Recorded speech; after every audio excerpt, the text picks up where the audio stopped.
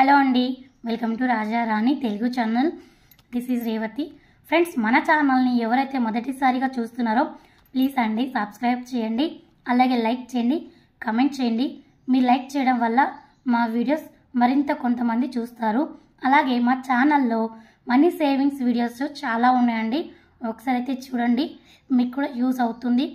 ఈరోజు వచ్చేసి మనకి ఆదాయానికి మించిన ఖర్చు ఉండకూడదు అని చెప్తున్నాను. అంటే మనకి ఈ ఆదాయంలోనే కొంత పొదుపు దాగి ఉంది.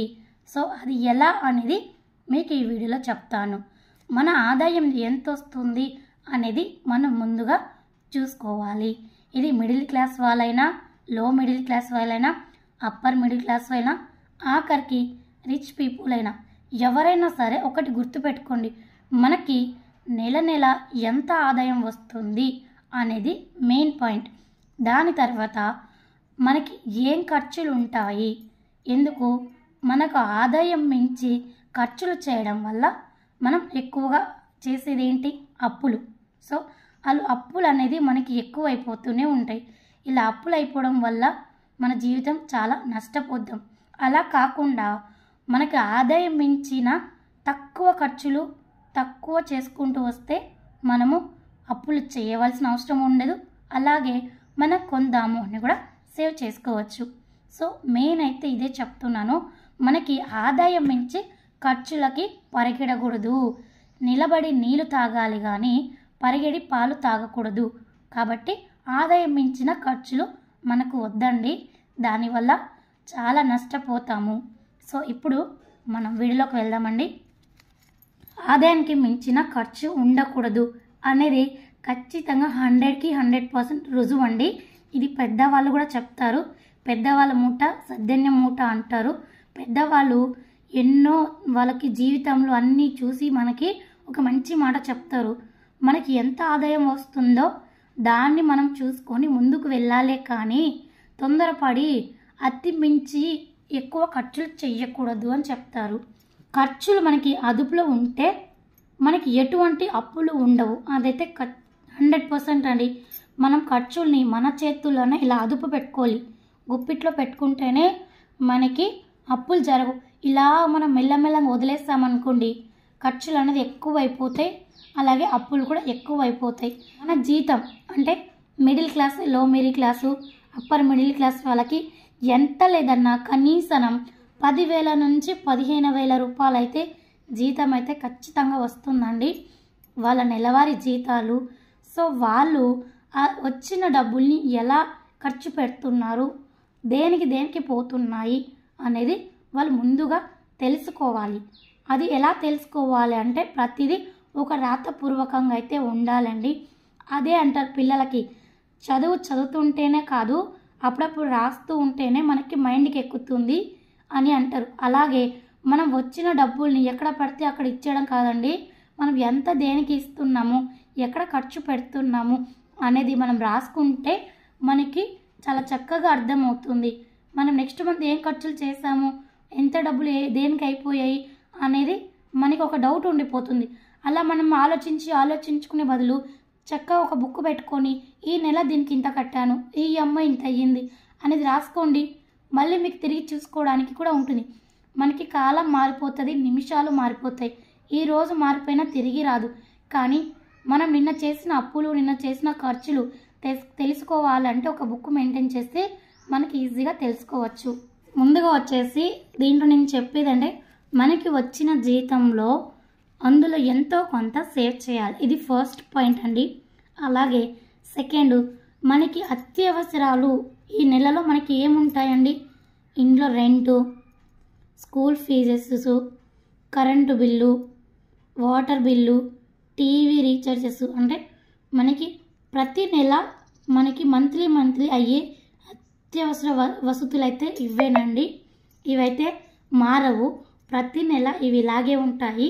అలాగే మనకి అవసరాలు, ఏమి అవసరాలు ఉంటాయి, ఒకవేళ మనం ఫోన్ కానీ, లేదు ఒక గోల్డ్ కానీ, లేదా ఒక బట్టలు కానీ, ఇలా ఏమన్నా మనకి కావాలి అనుకుంటేనే తీసుకోండి. మనకి ఇప్పుడు అవసరం లేదు, అంత ఇంపార్టెంట్ కాదు, లేదు మాకు 99% ఈ నెలలో మాకు ఇది అవసరము, దీనివల్ల మాకు ఇబ్బంది అవుతుంది అనుకుంటేనే తీసుకోండి. అంతేకాని మనకి అవసరం లేకుండానే ఇది మా ఇంట్లో ఉండాలి గొప్పలకు పోయి తీసుకొని అప్పుల పాలైతే కాకండి. ఒకరి ఇంట్లో ఉంది మన ఇంట్లో లేదు అని అయితే ఆలోచన పెట్టుకోవద్దండి. సో ఎంత చెట్టుకి ఎంత కాయలు అనేది మన జీవితం బట్టి మనం ఇల్లుని చూసుకోవాలి, అతిగా ఆశపడకూడదు. అది అన్నమాట. మనకి ఎంత అవసరం ఉంటేనే యూస్ చేసుకోవాలి. అలాగే మనకి కోరికలకైతే మనకు ఆకాశానికి హద్దులే ఉండవండి. ఎందుకంటే మనకి కోరికలు చుట్టాలాగా తిరుగుతూనే ఉంటాయి మన చుట్టూనే. సో కోరికల్ని మనం అదుపులో పెట్టుకోవాలి. మనకి అవసరం ఉంటేనే వాడండి, లేకపోతే చాలా మటుకు అవాయిడ్ చేయండి. ఇది 90% అయితే అవాయిడ్ చేయండి. మనకి అవసరం ఉంటేనే 10% మాత్రమే యూస్ చేయండి. మేము మెయిన్ చెప్పేది అది. కోరికలు అంటే మూవీస్కి, పార్కులకి, అలాగే హోటల్స్కి మెయిన్గా పోయేది మనం వీటికి అండి. షికార్లకి, టూర్లకి, వీటికే. సో సగం డబ్బంతా ఏ మిడిల్ క్లాస్ అయినా రిచ్ పీపుల్ అయినా ఆశపడేది ఇవే. అంటే పిల్లలు అందరూ ఎంతో కొంత వెళ్ళాలి అనిపిస్తుంది. సో ఒకసారి వెళ్ళండి, మంత్లీ 2 times వెళ్తే 1 time వెళ్ళండి చాలు. పార్క్కి 4 times వెళ్ళే బదులు 1 time వెళ్ళండి. పిక్నిక్కి 2 yearsకి వెళ్ళే బదులు 1 time వెళ్ళండి. సో అలా మనం మనీని కూడా సేవ్ చేసుకోవచ్చు. ఇది ఇంకో రెండో పద్ధతి. మూడో పద్ధతి, మనకి శాలరీ వచ్చిన అమౌంట్ మనకి కొంతమందికి, చాలామందికి ఇప్పుడైతే అకౌంట్లలోనే పడుతుందండి. సో వాళ్ళు ఏం చేస్తారు, మనకి ఇంటి ఖర్చులకు ఇచ్చేసి ఇంటి రెంట్లకి, కరెంటు బిల్లులకి, వాటర్ బిల్లుకి, స్కూల్ ఫీజులకి ఇలా అన్నీ కట్టేస్తూ ఉంటారండి. నెక్స్ట్ వచ్చేసి ఈఎంఐలకు కూడా కట్టేస్తూ ఉంటారు. తర్వాత అమౌంట్ అనేది డ్రా చేయకుండా అలాగే పెడతారు. నెక్స్ట్ వచ్చేసి వాళ్ళకి ఏమన్నా అవసరాలు ఉంటే ఏం చేస్తారు, ప్రతిదీ ఫోన్పే చేస్తూ ఉంటారండి. ఇప్పుడైతే మరీ దారుణం, ఒక చాక్లెట్కి 5 rupees కూడా ఫోన్పే చేసేస్తున్నారు. అంత ఎక్కువ అయిపోయినాయి ఫోన్పేలు. నేను ఫోన్పేలు కూడా ఎక్కువ అయినాను కాదండి. ఇక్కడ సమస్య ఏంటంటే మనం ఫోన్పే చేయడం వల్ల మన అకౌంట్లో ఎంత అమౌంట్ మనం ఖర్చు అయిపోతుందో అనేది తెలుసుకోలేకపోతున్నాము. ప్రతిదీ ఇప్పుడు మన ఫోన్పే లిస్ట్ తీస్తాము, ప్రతిదీ మనం లెక్క పెట్టుకోలేం కదండి. చాలా లిస్ట్ ఉంటుంది. ఒకసారి ఫోన్పే వేస్తాము, గూగుల్ పే వేస్తాము, చాలా డిఫరెంట్ వేస్తోని అమౌంట్ అనేది ట్రాన్సాక్షన్ చేస్తాం.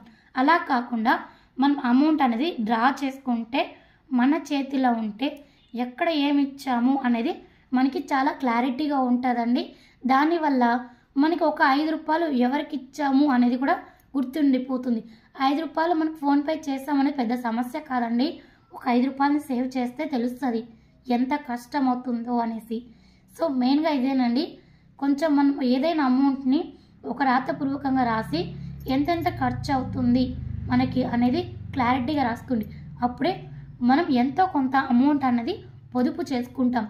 పొదుపు చేసిన అమౌంట్ మన జీవితంలో ఒక రోజుకి ఉపయోగపడుతుంది.